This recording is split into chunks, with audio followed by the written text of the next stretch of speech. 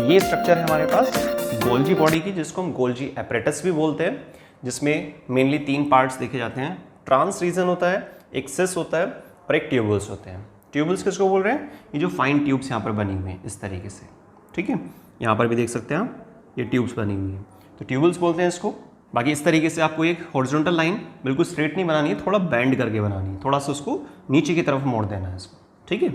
तो saucer shape आप बोल सकते हैं रफली। बाकी सिस्टर्ना होता है ये जो वैक्यूल्स हैं, आप यहाँ पर 2-3 वैक्यूल्स दिखा सकते हैं। कुछ वेसाइकल्स होती हैं, रफ वेसाइकल्स आप नाम दे सकते हैं इसको।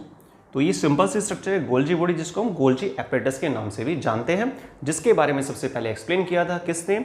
SR Golgi and Camillo Golgi scientist है। तो आई थिंक आप स्ट्रक्चर बनाना सीख चुके होंगे कि कितने आसान तरीके से हम गोल्जी बॉडी के स्ट्रक्चर को ड्रॉ कर सकते हैं।